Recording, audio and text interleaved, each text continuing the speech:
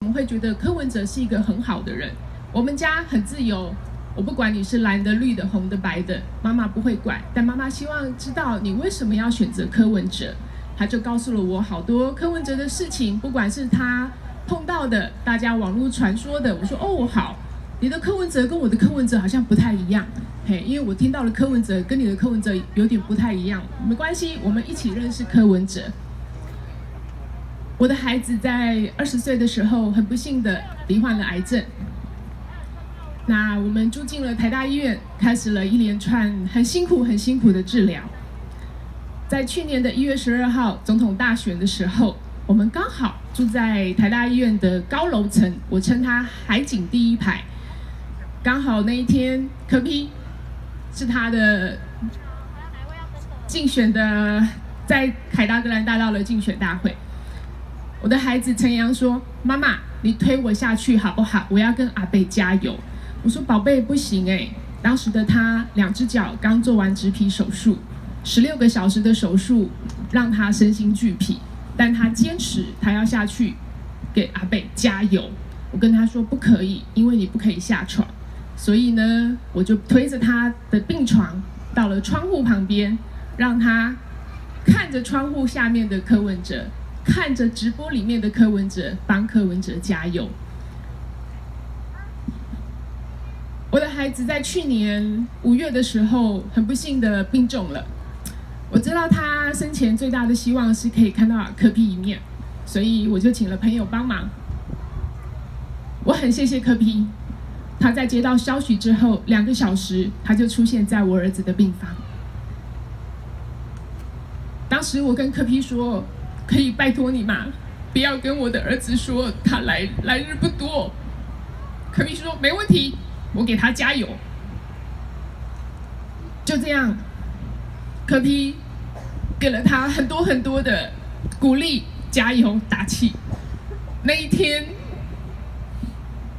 一个平凡的母亲的我，只能在病房默默的落泪，因为被病、被痛折磨到面容搞哭的孩子，第一次有了笑容，就是因为看到阿北。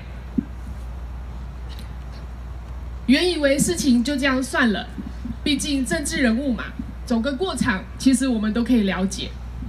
没有，第2天阿北又出现咯。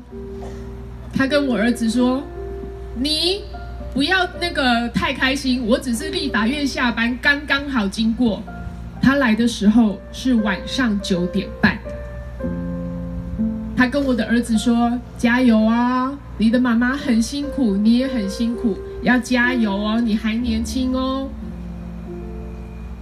他不是只有对我儿子加油，他也做了他医生该做的事，触摸我的儿子，问他哪里不舒服，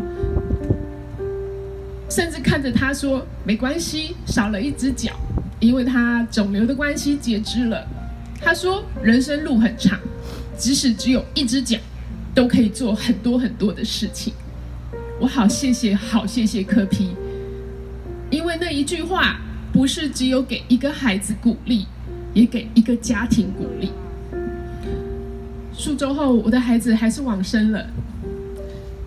柯主席即使当时身为民众党的党主席，公务繁忙，但他还是前来灵堂送我的儿子最后一程。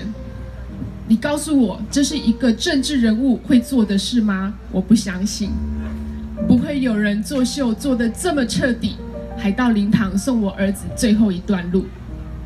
我谢谢他，在生前的时候给我儿子希望，在我儿子死后还送他最后一段路。所以我今天站出来，我不再做一个政治冷漠的台湾人民。明天是我儿子的生日，今天我站在这里，我要帮我的儿子许下3个生日愿望。第1个愿望，希望司法尽早厘清真相，即使柯文哲有罪，请你清清楚楚、明明白白地告诉我们他犯了什么罪。如果他无罪，请早日把柯 P 还给我们。第2个生日愿望，我希望所有的小草都可以变成大树，因为变成大树之后，可以保护柯妈妈，可以保护佩奇医师，保护深爱、热爱台湾这一块土地上的所有人民，因为我们是台湾人。第三个，天佑台湾，谢谢大家，谢谢。